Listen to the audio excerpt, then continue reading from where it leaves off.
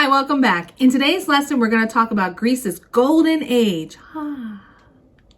We'll look at the goals that Pericles had for Athens as well as the Grecian Empire. We'll look at the Peloponnesian Wars, yay, more war, as well as how art and architecture changed and the philosophers of the time. So make sure you're in your interactive notebook and you're following along.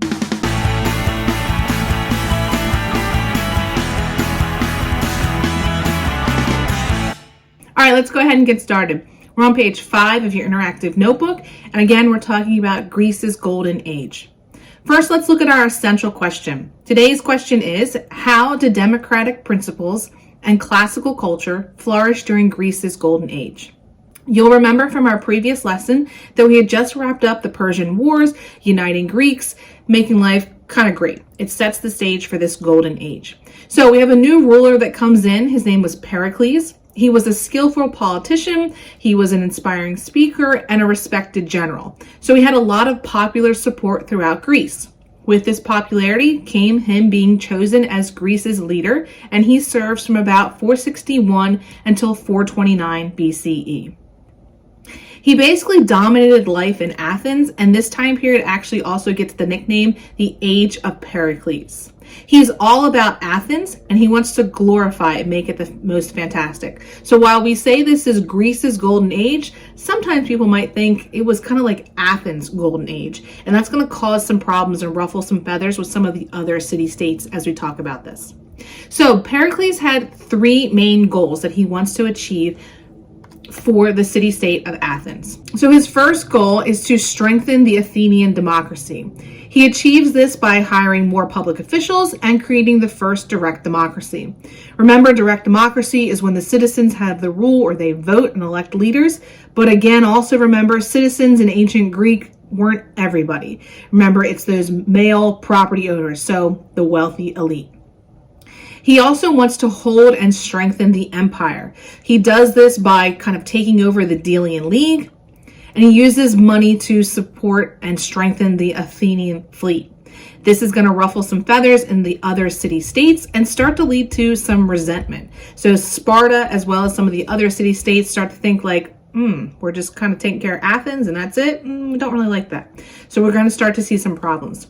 His third goal is to glorify Athens and make it kind of prestigious and beautiful and just a place that everybody wants to be. He achieves this by kind of pouring money into gold and ivory and marble, and then hiring artists and artisans to kind of beautify and make Athens just look beautiful and fantastic and fabulous.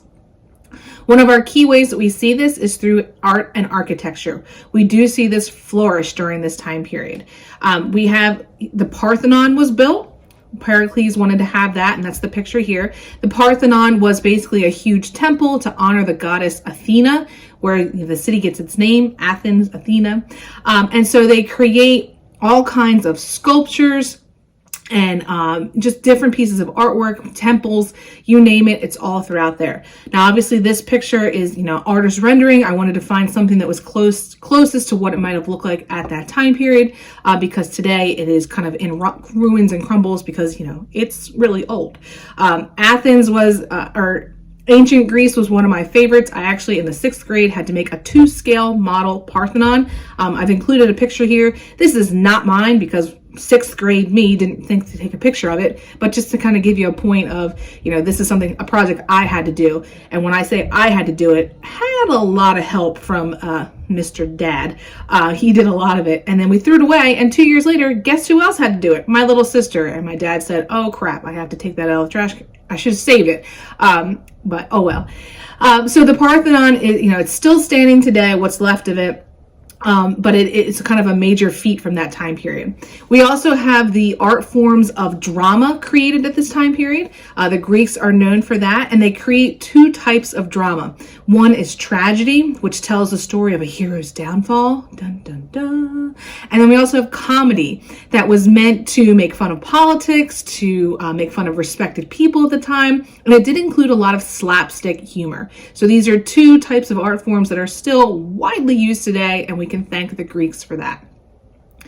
This time period is also a time of war. Those Spartans are not happy with the Athenians. So we're going to do a simple breakdown of the Peloponnesian War. By 431 BCE, Sparta's had it and they decided to declare war on Athens. They are not happy with them.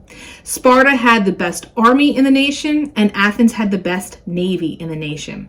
So it's going to help both of them. Pericles decides to use the strategy of kind of avoiding a land war at all costs, kind of make them come to Athens. And he wants to be able to fight at sea because, again, they had the best navy.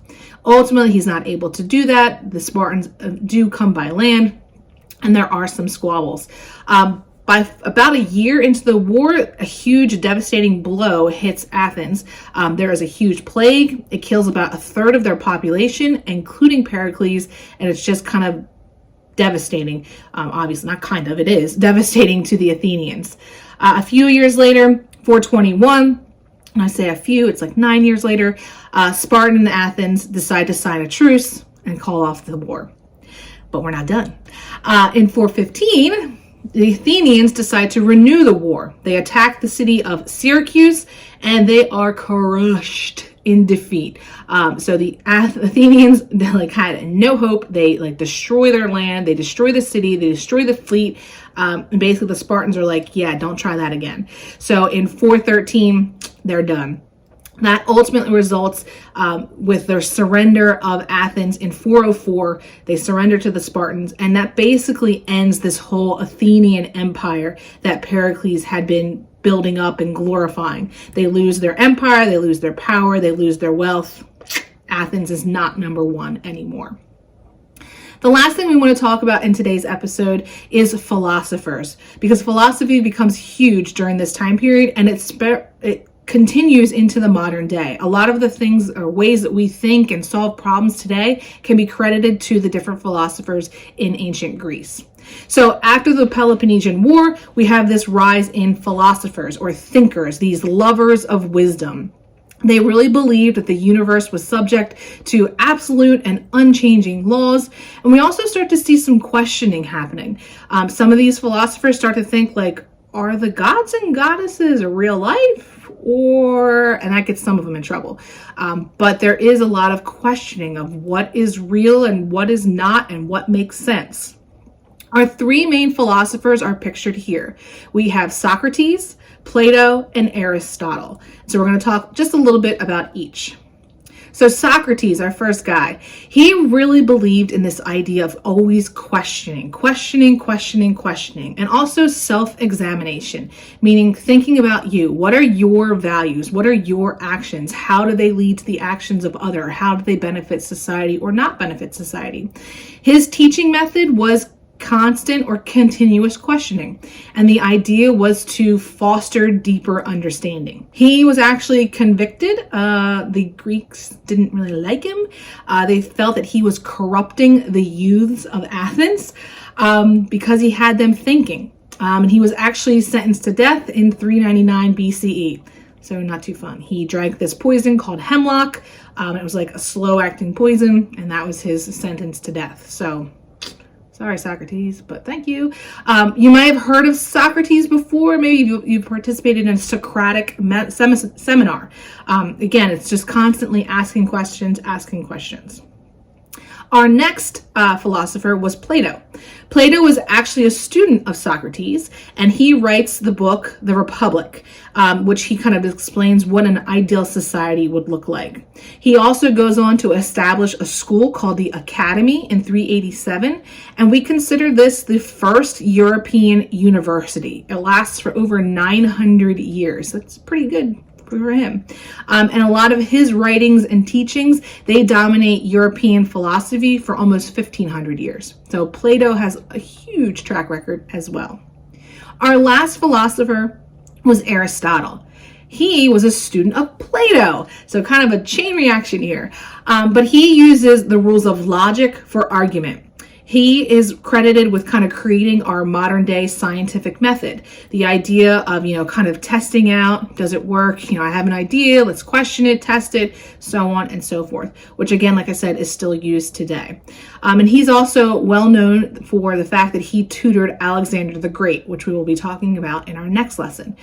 So again, today we've been talking about Greece's golden age, how, Greece kind of came back together, made life good, then kind of turned on itself again. again, and then used logic and reason to create new ways in their society. So stay tuned for the next episode where we talk about this guy, Alexander the Great. Thanks for watching.